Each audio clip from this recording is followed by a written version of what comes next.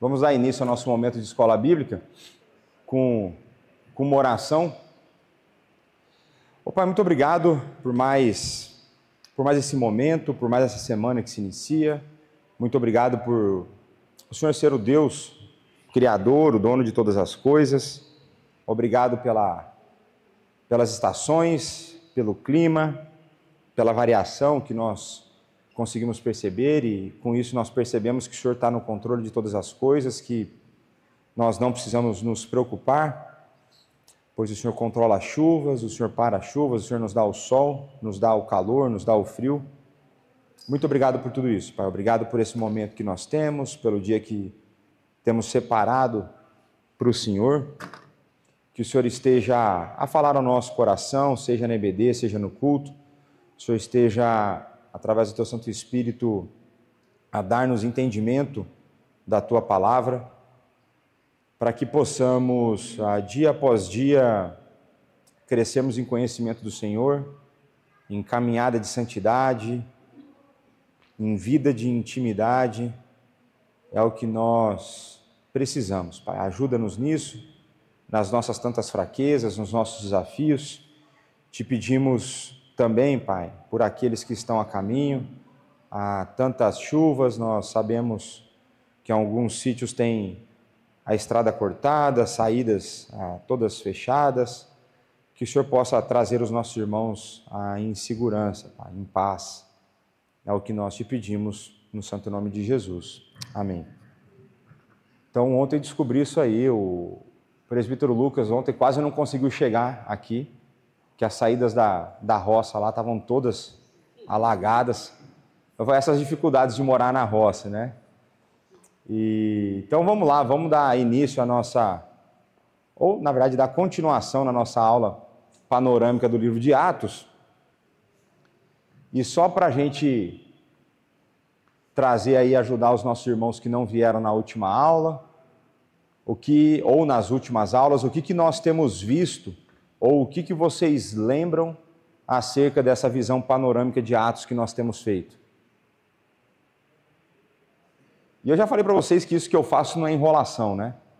É uma técnica de fixação. Então, quanto mais você repete, mais você retém, né? E aí?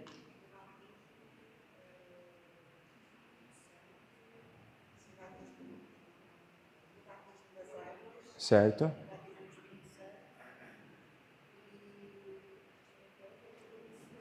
Então, nós vimos aqui que existem, então, alguns batismos, né?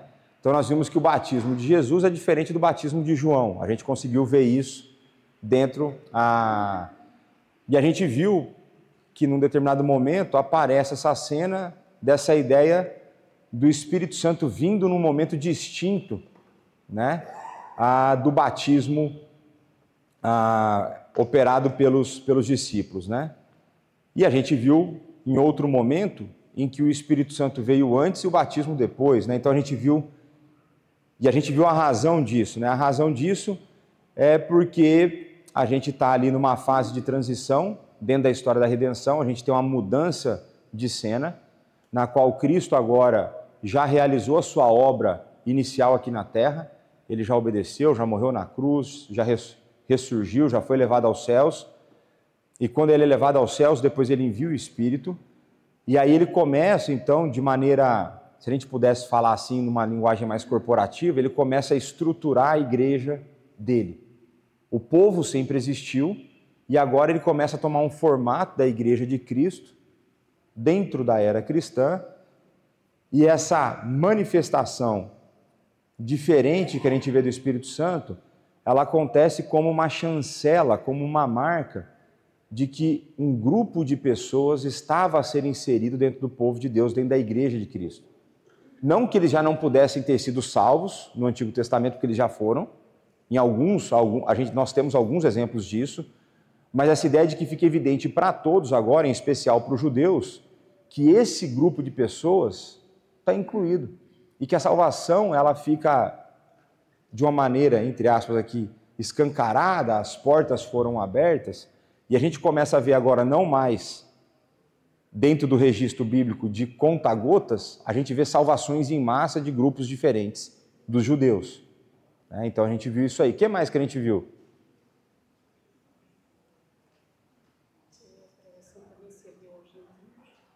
Como? Isso, então a gente tem o alcance dos gentios também. O que mais que nós vimos?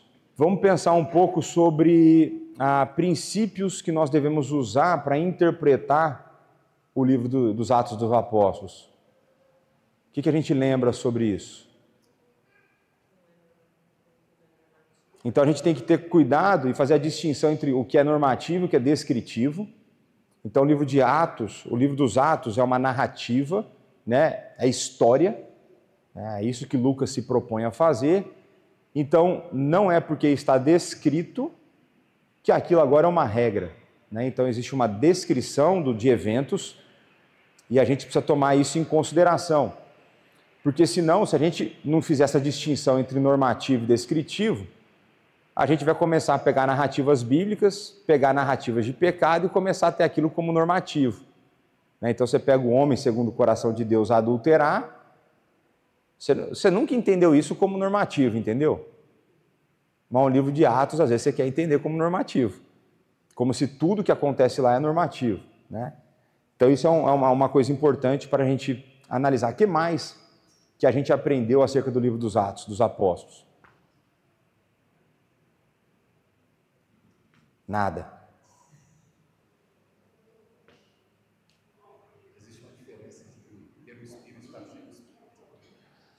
Então, e a gente vai falar mais sobre isso hoje, porque hoje nós vamos entrar quais são os dons do Espírito. Não na ideia de uma lista exaustiva, mas em categorias dos dons, né? Mas o Roberto colocou aqui que existe essa diferença, então, de ter o Espírito, estar cheio do Espírito. E vocês lembram a figura que eu usei para explicar isso? Que era? Isso. Eu falei até que a questão da tradução às vezes nos dá uma noção errada, que quando a gente pensa em cheio, normalmente nós pensamos num copo, numa jarra, como se Deus fosse a colocar mais do Espírito conforme mais santo você fica. E se isso fosse verdade, quer dizer que o Espírito não habita completamente você? Então o Espírito de maneira imperfeita habita em você? Aí complicou a minha vida e complicou a sua vida. Então o que a gente percebe ali é essa ideia de plenitude ou de estar mais cheio com a ideia da ação do Espírito em áreas da nossa vida. Então quanto mais cheio nós estamos, mais domínio o Espírito está a exercer sobre as áreas da nossa vida, áreas distintas da nossa existência. O que mais que nós aprendemos?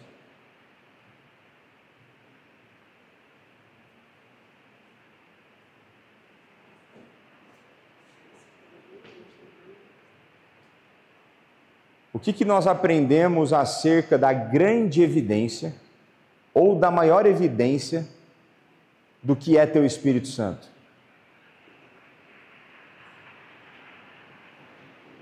Hoje a disputa cachorra vai ser grande. O que nós aprendemos sobre isso? Qual que é a maior evidência de que nós temos o Espírito? Oi? Evangelização. A Anabela lembrou isso. Então a maior evidência de que o Espírito habita uma pessoa é se essa pessoa evangeliza, se essa pessoa testemunha. Então constantemente, e isso é constante, isso é normativo, que Jesus vai dizer, e recebereis e sereis. Recebereis e sereis. Então recebereis o Espírito e sereis minhas testemunhas. E a gente vai começar a perceber, inclusive hoje a gente vai passar por algumas passagens bíblicas que mostram isso, essa ideia de quando o Espírito age e a consequência da ação do Espírito é o anúncio das boas novas de salvação. Então, antes de pensar que a grande manifestação de poder do Espírito é você fazer grandes loucuras, na verdade a grande manifestação do Espírito é você anunciar acerca daquele que te salvou. Simples assim. E isso está interessante, né, que está em completa sintonia com o texto que a gente tem acompanhado na exposição nas últimas 3 semanas. E que a gente vai encerrar aquela cena hoje, né, a última pregação dentro do contexto da mulher samaritana. Então nós vimos a diferença de normativo e descritivo, nós vimos essa ideia de que o livro dos Atos nos mostra, então, a igreja de Cristo sendo formada, ela sendo espalhada. Nós vimos no mapa de que o cristianismo está longe, mas muito longe de ser uma religião ocidental. É uma religião que tem um início no Oriente, né? E se espalha de maneira, entre aspas, uniforme, mas se espalha em todas as direções. Então nós vimos discípulos indo para a África, nós vimos discípulos indo mais para a direção da Ásia, nós vimos discípulos vindo mais aqui para o nosso canto, para a Península Ibérica. Nós vimos o povo espalhando e o povo espalhando as boas novas de salvação. Então a gente viu a evidência do Espírito e na última semana, de maneira mais específica, nós vimos o que seria o dom de línguas. Então nós trabalhamos com a ideia do dom de línguas dentro do contexto do livro de Atos, como sendo o dom em que pessoas passam, sem ter feito... Qual que é a escola de línguas mais famosa cá em Portugal?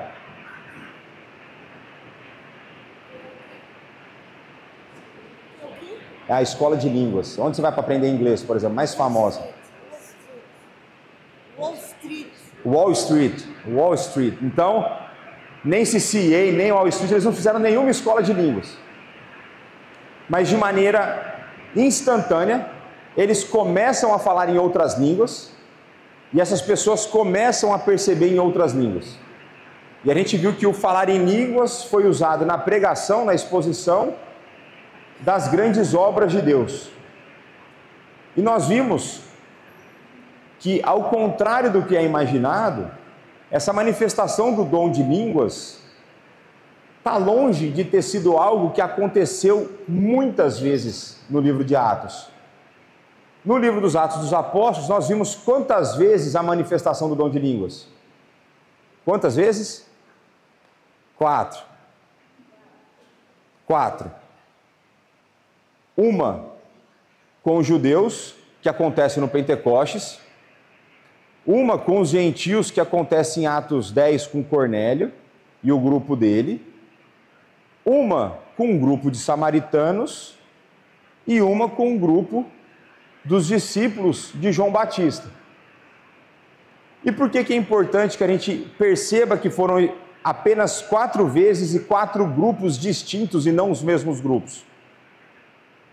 Porque isso é a maneira, é a chancela que Deus dá para aquele grupo ser inserido dentro da igreja, para que o judeu percebesse.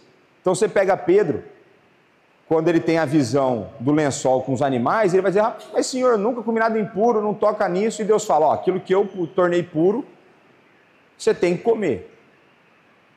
E aí no dia seguinte, ou instantes depois, chegam os amigos de Cornélio e falam: vem aqui, Cornélio lá, Deus mandou você ir para Cornélio. Ele tinha tido a visão de que isso aconteceria também. E Pedro só pensa em batizar aquele povo depois que acontece a manifestação de línguas. Porque na cabeça de Pedro não seria imaginável batizar os gentios. Por isso que ele tem a visão. Então você vê que a visão, ela não foi uma visão pela visão. Ela tinha uma função redentiva num certo sentido, né? E aí,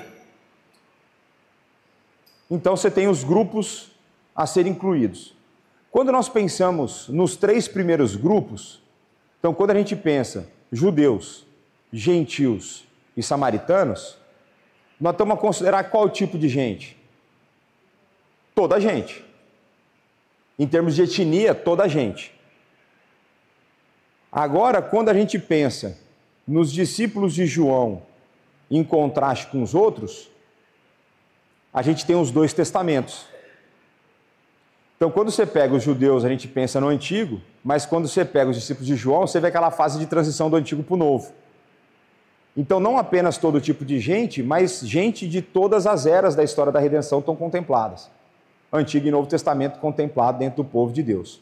Então, por isso que acontecem essas 4 manifestações de línguas, né? Então, a nossa revisão está encerrada. Aí, quando a gente avança, aqui eu vou resgatar a frase, o slide que nós terminamos a última aula, só para a gente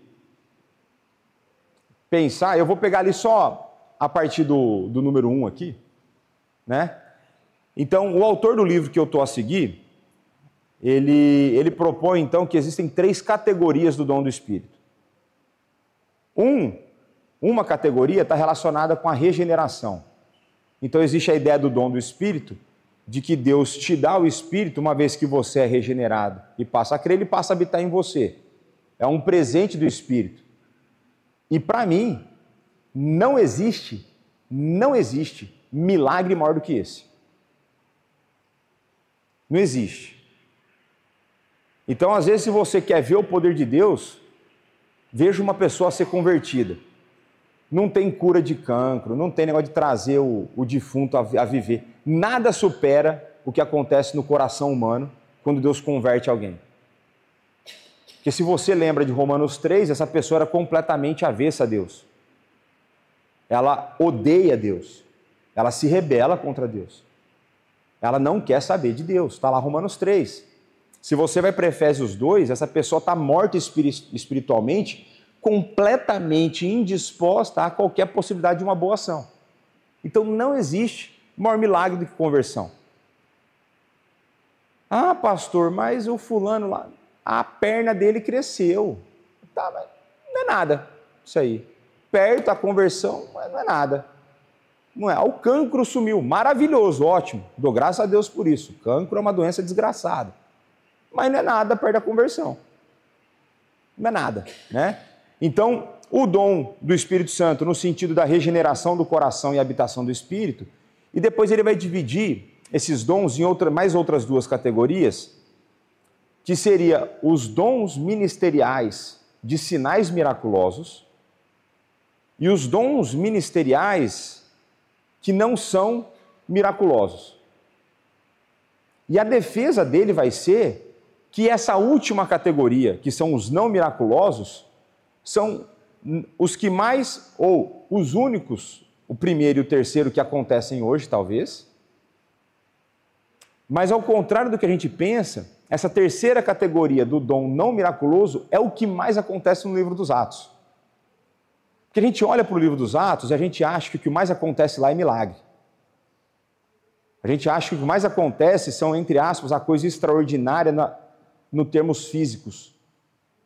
Mas se você fizer uma leitura atenta ao livro dos Atos, não é isso que mais acontece. O que mais acontece é a pregação da palavra. E a gente vai ver que a pregação da palavra, como ela é proposta, ela demanda um dom do Espírito para isso. A gente vai ver que um homem que não teve coragem de assumir a quem ele pertencia é o homem que passa a pregar no meio de multidões. O que tinha medo de ser perseguido quando Jesus estava preso, passa a ter coragem de enfrentar as estruturas de poder da sua época. Então, assim, peraí, alguma coisa aconteceu com esse homem. E ele não ficou mais corajoso, que ficou machão porque Jesus ressuscitou. Não, não foi isso. É além disso. E aí está a ação do Espírito na vida de Pedro, por exemplo, né? Então, a gente vai trabalhar um pouco dessa cena. Eu tinha pensado uma outra coisa que eu já esqueci. A idade. Então vamos lá, o dom do Espírito Santo, regeneração pelo Espírito, né? Então o autor vai falar assim, aqui sigo a compreensão reformada tradicional, a gente também, de que tanto no Antigo como no Novo Testamento, e aqui é para, hoje é para tacar a pau de cal definitiva naquele assunto, né? O Roberto já está rindo aqui. Então tá lá, ó. Tanto no Antigo como no Novo Testamento, todas as pessoas precisam do Espírito Santo antes de serem capazes de crer. Então ele coloca ali, ó, prioridade lógica / causal. O que é isso? é impossível que o morto creia. Então é preciso que ele seja trazido à vida para crer. Então, dentro da lógica bíblica e da lógica humana, é necessário que o Espírito atue antes, ainda que você não veja de maneira explícita isso escrito. Isso é um problema para nós? Não. Por quê? Porque nós cremos que a revelação ela é progressiva, não progressista, progressiva. Então Deus, ao longo da história, deu conhecimento suficiente ao seu povo para que ele fosse salvo, mas não foi em todo o tempo que todo conhecimento possível estava disponível. Então Deus, ele se revela e essa quantidade de conhecimento aumenta com o tempo, de tal forma que hoje nós temos a completude dessa revelação, que é o Antigo e o Novo Testamento. Quando a gente olha, é outra coisa que a gente aprendeu, a analogia da fé, que é aquela ideia de você interpretar as Escrituras com as próprias Escrituras de Gênesis e Apocalipse, quando nós vemos no Novo Testamento que todo homem está morto em delito e em pecado, porque lá em Gênesis 6, por exemplo, a gente viu que todo o desígnio do coração do homem era mau, a gente sabe que a condição espiritual depois da queda é igualzinha da que é descrita em Efésios 2, por exemplo. De morte espiritual, incapacidade espiritual. Se isso é verdade, e não houve nenhuma mudança ontológica no ser humano, ou seja, não houve nenhuma mudança no tipo de ser que nós somos, porque não existiu, um ser humano hoje é igualzinho um ser humano do Antigo Testamento, é igualzinho um ser humano depois da queda, se não existe nenhuma mudança ontológica, nenhuma mudança de ser, não tem como esse ser ser transformado de uma maneira distinta daquilo que está proposto na Escritura. Faz sentido agora? Que era necessário que o Espírito Santo agisse nessas pessoas, não apenas para que elas fossem convertidas, mas para que ela pudesse manter a sua fé? Porque se o Espírito te largar, você não consegue manter a sua fé. Então o ser humano é exatamente igual. Por isso que eu tenho resistência a algumas afirmações. E veja como que é importante você ter uma boa noção bíblica da maneira como nós percebemos o ser humano, porque você não vai se deixar enganar por narrativas e propostas do nosso tempo. Então, por exemplo, uma das coisas que falam no nosso tempo é, hoje, e aqui eu só estou amarrando porque vai estar na pregação de alguma forma isso. Hoje, a capacidade de concentração do ser humano diminuiu. As novas gerações são incapazes de manter a sua concentração da maneira como as gerações passadas mantinham. Por quê? Não, porque os estudos mostram. Por quê? Por que os estudos mostram? Que mudança ontológica, que mudança de ser teve que hoje o ser humano é incapaz de fazer o que o do passado fazia? Não existe. O que os estudos mostram é empírico acerca daquilo que tem sido feito com a nova geração.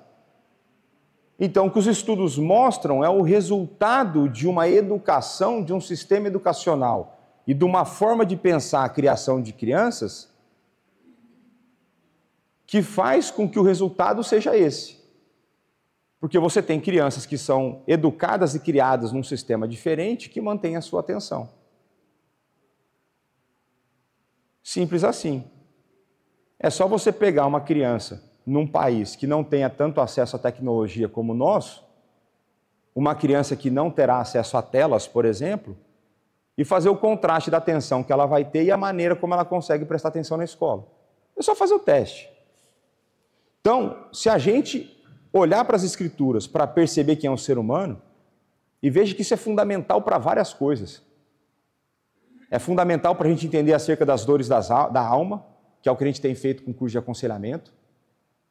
É fundamental para a gente entender como a gente tem que educar e a maneira como a gente vai lidar com as dificuldades do nosso tempo.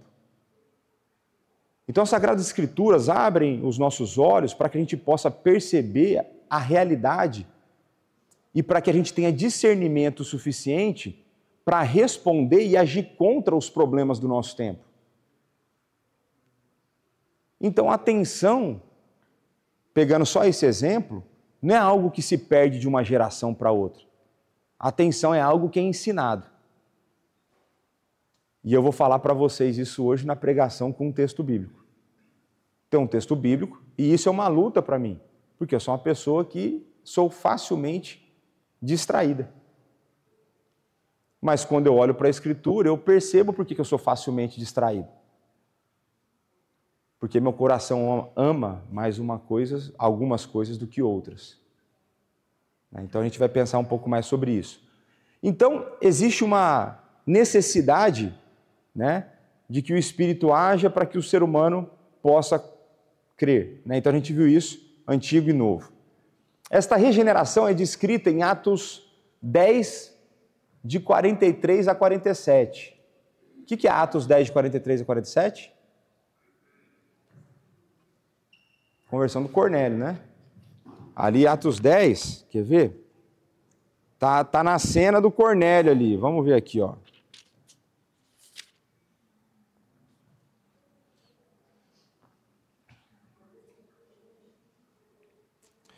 Então, olha só, dele, todos os profetas dão testemunho do que, por meio do seu nome, todo aquele que nele crê, recebe remissão de pecados.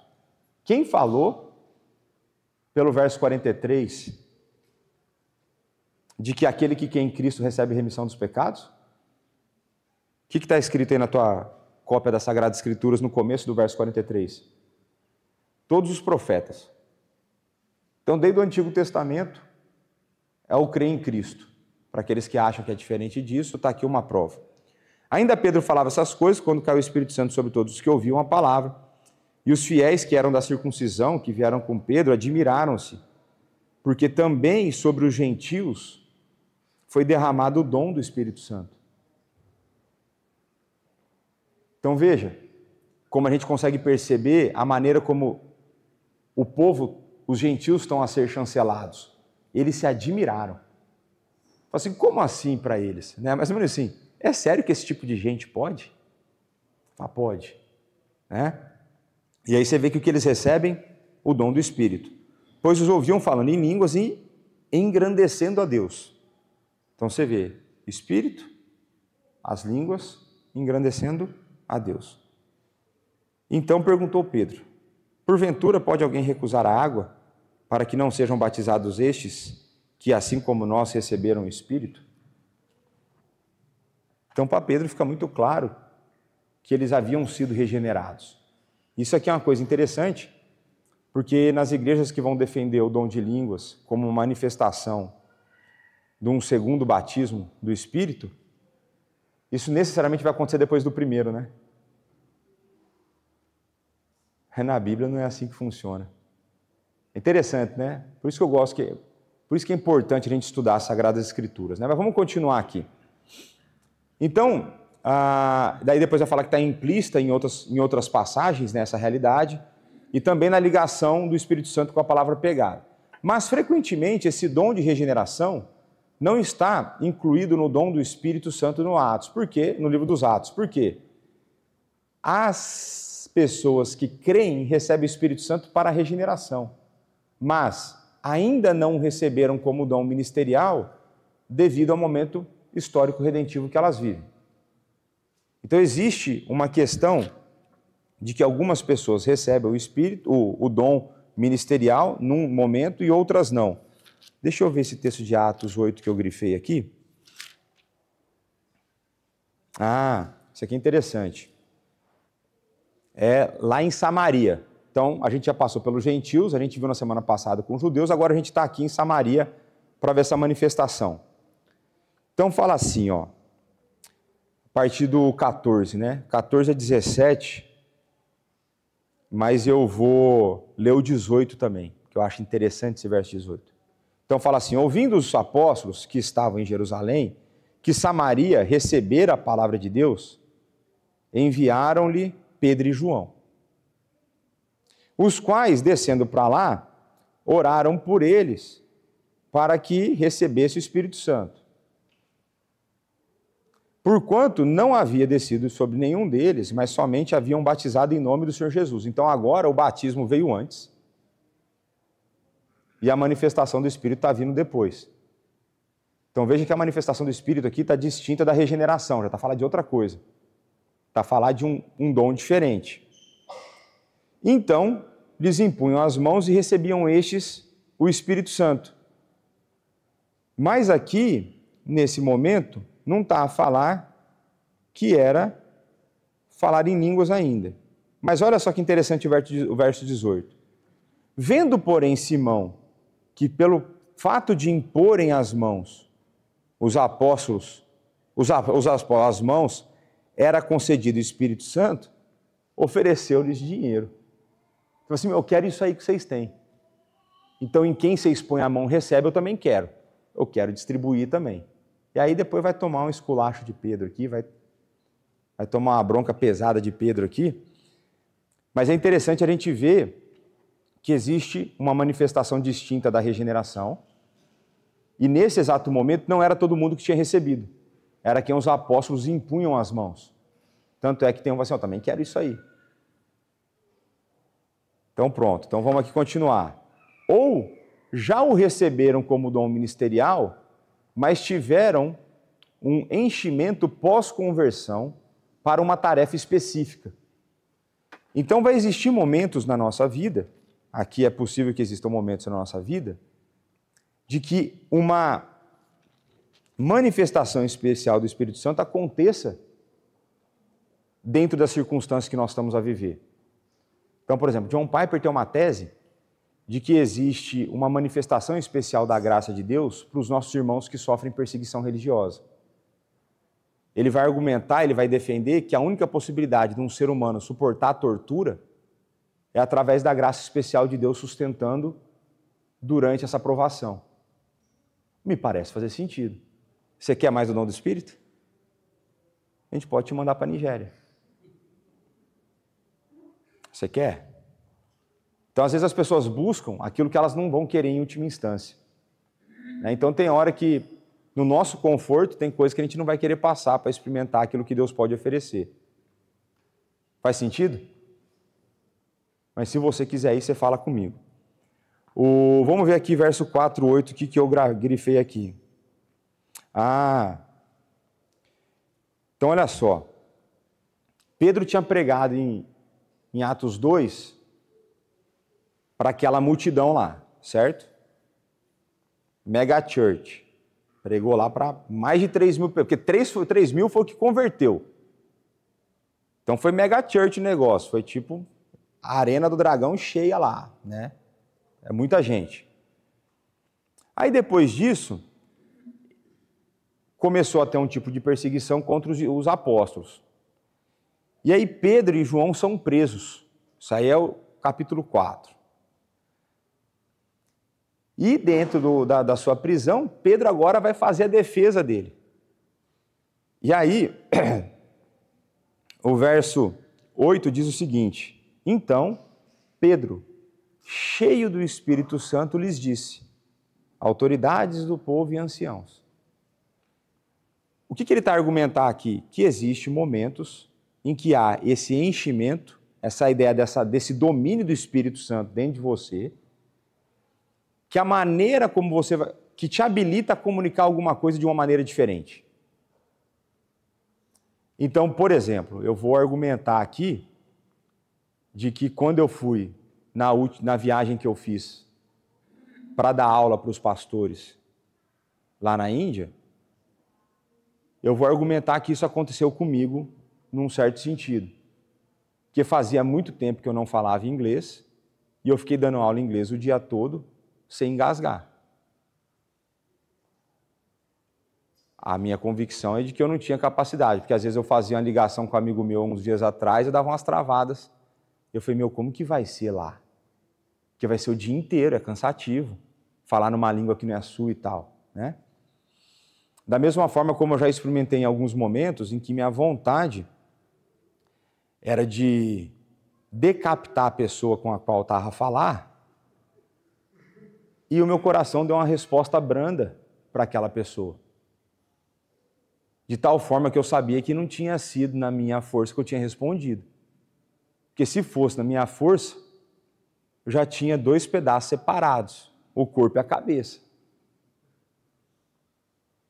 Então é isso que ele está a falar. Então existem momentos, e essa ideia de um dom, ou seja, um presente que Deus te dá, ele te dá independente do teu mérito, da tua capacidade, para que você faça, que é o que eu sinto, ou deveria sentir, todas as vezes que eu venho pregar. Percebe? Então existe um dom ministerial que não é miraculoso. Porque você acha normal eu vir aqui toda semana e dar aula e pregar, ou não? Ou quase toda semana. Você não acha normal? Você já vem até esperando, fala, não, de novo, pastor lá e tal. É. Mas existe algo que acontece, em que muitas vezes eu falo coisas que eu não pensei, coisas que eu não imaginei, não estudei, não escrevi. Então, esses tempos atrás, acho que tem o quê? 1 ou 2 semanas, ó, tinha sido a menor pregação que eu tinha escrito, mas assim, muitos anos. Eu falei, não, hoje vai ser rápido. Aí foi uma das mais longas. Aí é o que é. Então existe essa distinção, né? E deixa eu só ver, o 7,55 é legal. Se você quiser enchimento do Espírito, abre comigo lá em Atos 7,55, que nós podemos pedir desse enchimento do Espírito na sua vida, caso você deseje experimentar mais do Espírito Santo. Então vamos continuar em Atos. Em Atos 5, continua até perseguição lá com os discípulos, o apóstolo sendo preso, tal, ameaçado, torturado, tal. Aí chega em Atos 6, a igreja cresceu tanto que começou a ter problema com a ação social. Então, dentro da distribuição na igreja, começou a ter perseguição. Então, assim, os portugueses estão sendo deixados de lado, os brasileiros estão sendo deixados de lado. No caso, eram os gregos, estavam sendo deixados de lado, no cuidado pastoral social. E aí, isso é uma coisa interessante para vocês perceberem a diferença entre presbítero e diácono. Os apóstolos vão falar assim, não é bom que a gente abandone a palavra para cuidar de necessidade física. Ele não vai dizer que não existe a necessidade física. Ele vai mostrar que existe uma que é mais importante, que é a espiritual, e que para essa espiritual existem pessoas especialmente vocacionadas. Da mesma forma que vai existir pessoas especialmente vocacionadas para cuidar da física, que vai ser a social. Isso vai mostrar para nós o surgimento do segundo ofício dos dois que nós temos. Então você tem aqueles que administram a palavra e aqueles que administram os recursos na forma de sustento. Se fosse nos nossos dias, é capaz que a pessoa falasse assim, esses presbíteros são muito insensíveis à necessidade da igreja. Esse pastor aí nem quer saber de ajudar, ele só quer saber de ficar lá, estudar e falar na igreja. Os apóstolos vão dizer, veja, a gente que foi chamado para administrar a palavra, a gente não deve abandonar a palavra. Então, em Atos 6, para a maioria dos teólogos reformados, vai ser a instituição do diácono. Então, assim, então é importante que a gente escolha alguns homens sábios, cheios do Espírito, vai falar que tem que ter Espírito, cara crente. Então, esse é um dos grandes problemas da junta diaconal, não das Pedras Vivas, mas de outras igrejas, que normalmente o pessoal confunde diácono com burro de carga. Então, às vezes a pessoa confunde a diaconia com uma pessoa que só vai carregar cadeira e resolver problema físico. Mas a diaconia, ela tem um aspecto espiritual muito grande, porque você vai cuidar não apenas da necessidade física, mas também da espiritual. Então, para a nossa junta diaconal, quando ela vai distribuir alimentos para os membros da nossa igreja, se eles não fazem isso, vocês me informam, porque eles são instruídos a irem fazer a visita, buscar perceber as necessidades da família além daquilo, levar um devocional e orar com a pessoa e com a família. Então é pacote completo. E para isso precisa de cara crente, precisa de homem com espírito. O diácono tem que ter condição de, num primeiro momento, conseguir lidar com algumas dificuldades dentro da vida da igreja, em aspecto espiritual, porque eles são crentes. Então, Atos 6, instituição dos diáconos, Só para vocês perceberem que não existe um ofício mais ou menos importante. Existem responsabilidades diferentes. E aí a gente não pode inverter as responsabilidades. Não é sábio e é um mau uso dos dons dados por Deus. E aí, dentro dos diáconos eleitos, tem o grande exemplo, o grande diácono, o melhor diácono da história, depois de Jesus, que é Estevão. E aí, Estevão, rapaz, ele era um diácono bruto, porque ele entrou num debate lá e começou a pregar o evangelho. Então você tinha um diácono, olha isso aqui que importante. Por isso que fala que diácono não é burro de carga. Diácono tem que ser um crente que domina a palavra. Porque Estevão vai fazer uma pregação maior que a de Pedro. Isso não é chancela para o Natan, quando ele for me cobrir, pregar mais do que eu. Mas você vê que a pregação de Estevão não é pequena. Estevão dá um resumo do Antigo Testamento todo para os caras, até os dias atuais. Então ele vai lá em Gênesis, vai quase até lá em Atos. E aí se você quer ser cheio do Espírito Santo, olha só, a gente vai orar por você ter isso aqui hoje. Verso 55. Mas cheio do Espírito Santo, fitou os olhos no céu e viu a glória de Deus e Jesus que estava à sua direita. Vou continuar só para você entender. E disse, eis que vejo os céus abertos e o Filho do Homem em pé à destra de Deus. Eles, porém, clamando em alta voz, taparam os ouvidos e unânimes arremeteram contra ele. E lançando-o fora da cidade, o apedrejaram. As testemunhas deixaram suas vestes aos pés de um jovem, chamado Saulo. E apedrejavam Estevão, que invocava e dizia, Senhor, recebe o meu espírito. Então, ajoelhando-se, clamou em alta voz, Senhor, não lhes imputes este pecado. Com essas palavras, adormeceu. Então, se você quiser ser cheio do Espírito Santo, como foi Estevão, hoje, depois do culto, você procura o presbítero de plantão, que nós vamos orar por Deus. Vamos orar para Deus para você ter isso aí, meu. Ser o primeiro mártir aqui em Portugal na nossa época. Tá aí, basta querer, né? Mas essa propaganda você nunca vai ver em nenhuma igreja, só aqui nas Pedras Vivas. Nós estamos dispostos a orar por você. Nas outras não vão querer orar por isso, né? Então, vai continuar. Esses outros sentidos do dom do Espírito Santo explicam por que os samaritanos converteram, mas não receberam o dom do Espírito. Ou seja, os samaritanos receberam o Espírito Santo no sentido da conversão, mas não receberam a nova dádiva do Espírito dos últimos dias, que inclui os novos dons ministeriais. Todos os verdadeiros crentes do Antigo Testamento necessitavam do Espírito Santo para a conversão, mas poucos possuíam os dons ministeriais relacionados com o Espírito. Então, quando você olha para a realidade do Antigo Testamento, você vai ter o dom do Espírito no sentido da conversão, mas para funções especiais eram poucos que recebiam. É isso que ele está a dizer aqui. E que os samaritanos depois, com o tempo, receberiam esses dons ministeriais também, conforme fosse ter o desenvolvimento da fé. Agora vamos lá para os dons de ministério, de sinais miraculosos, que esse é onde mora todo o debate dos nossos dias. É esse que o povo quer. O povo não quer o de ministério. O que leva a ser apedrejado, ninguém quer. Esse ninguém quer. Eles querem esse. Então vamos lá. Como demonstrado acima, na parágrafo que a gente terminou de ler, no livro dos Atos, o dom de línguas relaciona-se com a fundação e a expansão histórico-redentora da igreja. Então, aquela ideia dos povos sendo incluídos. Presumo que a capacidade de realizar curas milagrosas seja proveniente do Espírito Santo. Aí ele dá alguns exemplos. Por isso, vejo esses aspectos do dom do Espírito como relacionados com um grande acontecimento histórico-redentor da fundação da igreja no Novo Testamento. Então, o que eu quero que vocês percebam? Esses dons miraculosos,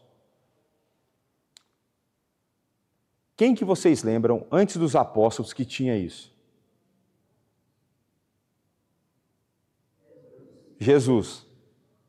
Graças a Deus pela resposta. Jesus.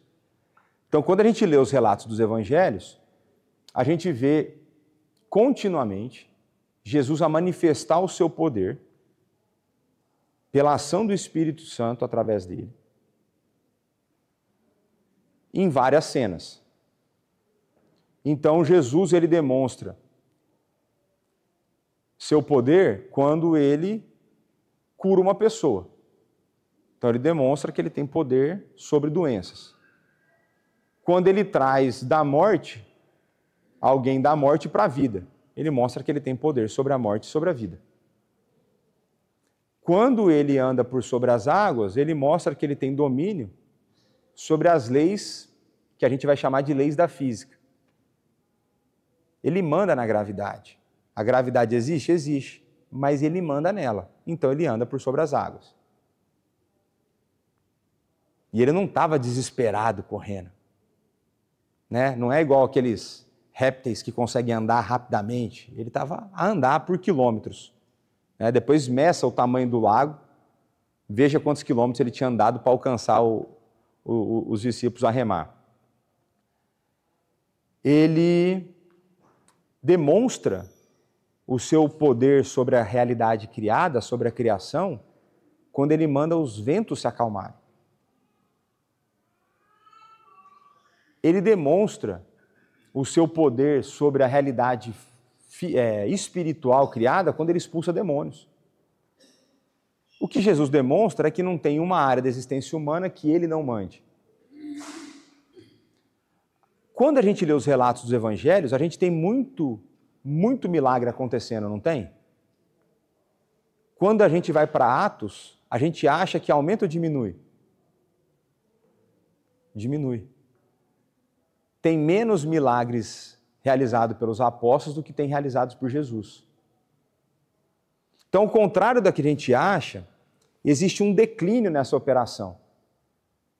E isso, na teologia reformada, na maneira como nós percebemos isso, tem a ver com o que a gente chama das credenciais da chegada do reino. Então, quando Jesus encarna, a era futura invade a era presente. O reino de Deus entra na terra. E esse reino chega pelo seu principal representante, que é Jesus Cristo.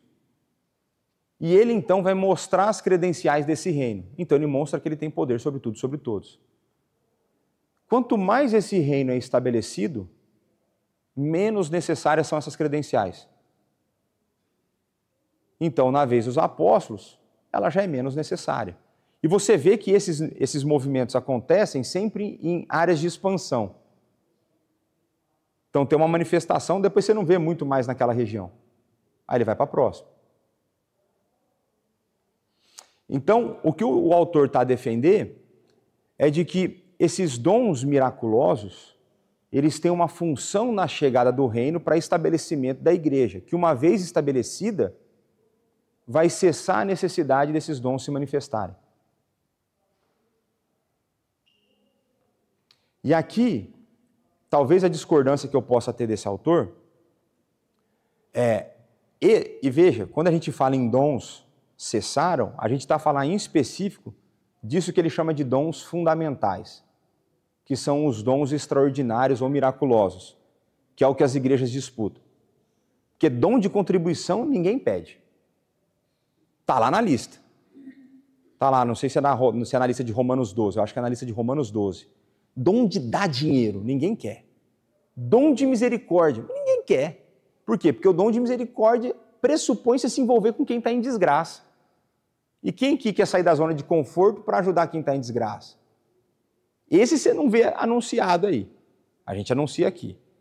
A gente anuncia o dom de contribuição também, anuncia aqui. Né? Mas, basicamente, vai existir duas posições que você já deve ter ouvido falar. Cessacionista e continuista. Vai ser mais ou menos por aí que eu vou encerrar. E dentro do cessacionismo, vai existir o que é o cessacionista, que ele vai argumentar que ele consegue defender exegeticamente a partir do texto, que é o caso desse autor. Existirão aqueles que vão falar que eles são cessacionistas históricos, que atualmente, é a posição que eu estou. Quem eu sigo nessa posição? Augusto, Nicodemos e Heber Júnior. São outros dois que eu sei que estão nessa posição. E o continuista é o continuista. O pau está torando, está todo mundo aí, todas essas coisas estão acontecendo o tempo todo. E aí eu desafio essas manifestações. E aí vocês vão entender a diferença.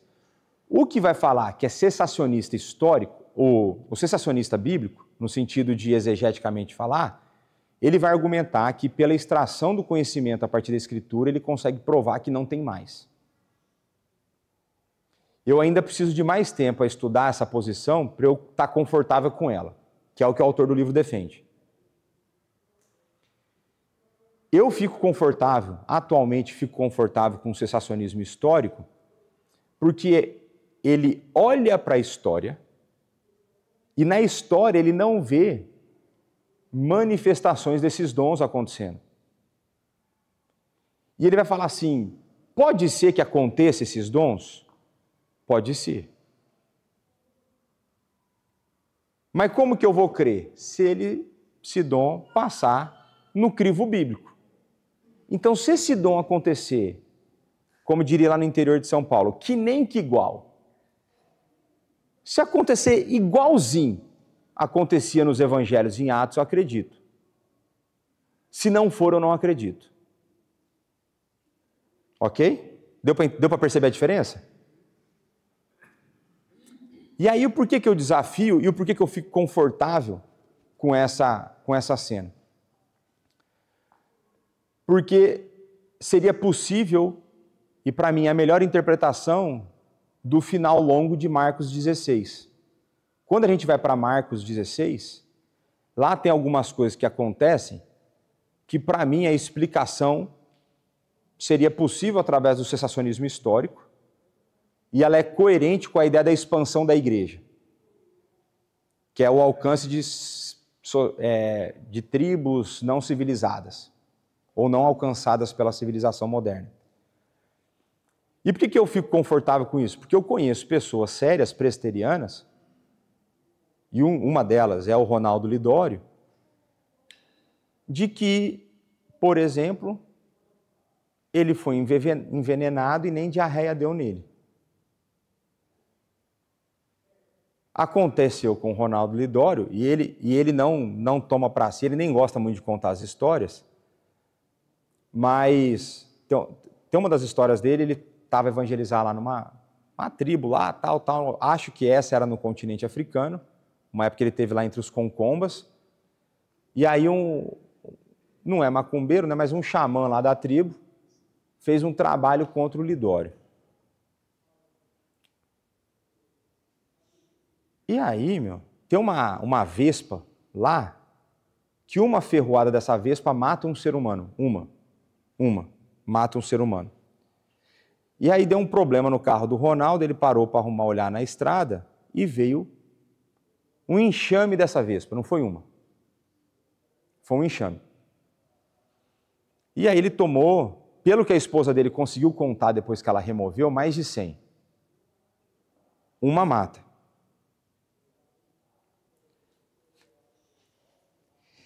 E aí fala que começou a ter tanto veneno no corpo dele que ele ficou inconsciente e começou a convulsionar.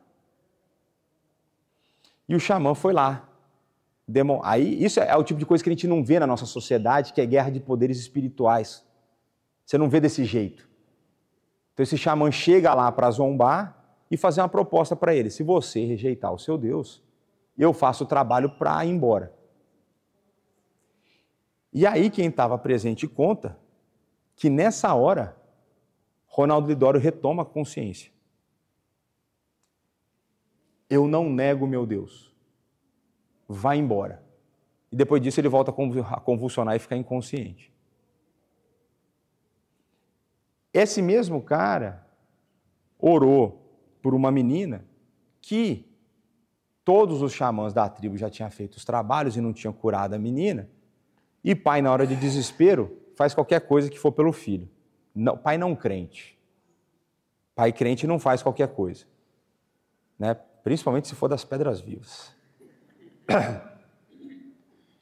E essa mãe, depois de ter tentado todos os xamãs, que é o líder espiritual que faz os trabalhinhos, as macumbinhas lá e tal, chegou para ele e disse para ele assim, ninguém deu conta de salvar minha filha. Você é o único que eu não tentei ainda. Aí o cara é crente, falou assim, eu posso fazer nada. O que é o que eu posso fazer para você? Eu posso orar ao meu Deus. E se for do agrado do meu Deus te poupar a vida da tua filha, ele pode. Ele ora, essa menina cura. Então, aí você pode questionar, é esse o dom de cura ou foi esse uma oração que ele fez e foi atendido uma vez? Que eu sei foi feito uma vez. Então, para mim, continua dentro do sensacionismo histórico. Mas isso não quer dizer que Deus não faça coisas poderosas. Né? Então, o sensacionista histórico, ele vai olhar e falar assim, olha, historicamente falando, não tem manifestação. Agora, se passar no crivo, eu aceito. Então, simples, vamos pegar o dom de línguas. Tranquilo. Me dá um que passa no crivo de Atos. Eu quero a língua de fogo na cabeça, que está lá, no começo, e eu quero ele falando e os outros entendendo. Nem que for para eu pôr no Google Tradutor e o Google Tradutor fazer uma tradução mais ou menos. É isso que a gente vê por aí? Então não é dom. Não, pastor, mas o senhor está enganado, porque aquilo ali é língua dos anjos. Me dá na Bíblia uma lista de dons, ou me dá na Bíblia um lugar que diz que existe língua dos anjos. A não ser que você saiba gramática, você vai considerar a hipérbole que Paulo usa em 1 Coríntios como uma afirmação de que existe. Ele fala, ainda que eu falasse. Então, Paulo não fala. Se ser cheio do Espírito é falar em línguas, então Paulo nunca foi cheio do Espírito. Se ter a marca do batismo do Espírito é falar em línguas, ou ter dons, né? Mas vou falar em línguas aqui em especial. Paulo nunca foi. Paulo não poderia pregar em várias igrejas hoje. Ele é ser tido como um reformado que quer matar a fé cristã. Paulo não teria, porque primeiro que ele sofria muito, depois que ele pregava mal, que é o que o povo reclama, né? Quem pregava bom era Apolo. Mas então, você vai ver que fora dos presbíteros, dos apóstolos do mainstream, você não tem muito milagre acontecendo. Você tem Pedro fazendo alguns, você tem Paulo fazendo outros, e acabou. Agora, se passar no crivo, então a pessoa fala assim para mim, tem o dom de cura. Meu amigo, arrumamos o problema da SNS. Eu pago para essa pessoa viajar o país. A Pedrazina faz uma vaquinha aqui, a gente paga para viajar o país. Nós vamos esvaziar a SNS. Fila de emergência de 9 horas no inverno, não vai existir. Nós vamos deixar essa pessoa na porta. Chegou com diarreia, vai embora trancado. Chegou com febre, vai embora sem febre. Chegou com ânsia, vai sair sem ânsia. É dom de cura. Tem uma história, e veja, que aconteceu isso foi com o Silas Malafaia. Nem essa credibilidade. O cara chegou lá e falou, pastor, tem dom de cura. Ele falou, amanhã lá na igreja, 13h. Os dados agora, eu já não sei os dados exatos. Estou falando 13h só para contar a história. Falei, por quê? Porque nós vamos para o hospital. Mas para ver o quê? Falei, você tem um dom de cura, nós vamos esvaziar o hospital, ué. Então, gente, não acredita nas narrativas que tem aí, não. Acredita na Bíblia. Leia a Bíblia com atenção. Porque não tem tudo isso aí que o povo está a falar. O que tem mais, e é esse o que o povo não quer, que são dons ministeriais não miraculosos. Por que o povo não quer? Porque não dá ibope e envolve serviço. E trabalhar... Quem quer trabalhar? Não é? Então, na próxima semana, a gente retoma com dons ministeriais não miraculosos. Esses são os que existem até hoje e ninguém quer. E aí vamos ver se a gente passa por umas listas aqui. Então vamos orar para encerrar. Pai, muito obrigado por mais esse momento de escola bíblica que o Senhor nos deu. Muito obrigado pela Tua palavra, que nos revela a Tua vontade, nos revela quem o Senhor é e a maneira como o Senhor agiu ao longo da história. e na maneira como o Senhor quer que a sua igreja caminhe, seja estruturada e te sirva, Pai. Obrigado pela ação do teu Santo Espírito em nosso ser, desde a nossa regeneração e da capacitação que o teu Santo Espírito nos dá para o serviço dentro do teu reino. Nós queremos que a tua igreja, em especial aqui as Pedras Vivas, seja cheia de dons ministeriais. Nós queremos te servir, Senhor, nós queremos servir os nossos irmãos, nós queremos que a tua igreja seja edificada, nós queremos ser usados pelo Senhor na expansão do teu reino. Mas para isso nós precisamos do Senhor, nós precisamos do teu Santo Espírito, nós precisamos dos dons que somente Ele pode nos conceder, Pai. Concede a cada um de nós dons para a edificação da tua igreja, dá a cada um de nós a consciência disso, dá a cada um de nós a capacidade de colocá-los em prática, a disposição, o desejo, para que em tudo isso o teu nome seja glorificado, a tua igreja edificada. É o que nós te pedimos no santo nome de Jesus. Amém. Então, meus irmãos, vamos para um pequeno almoço.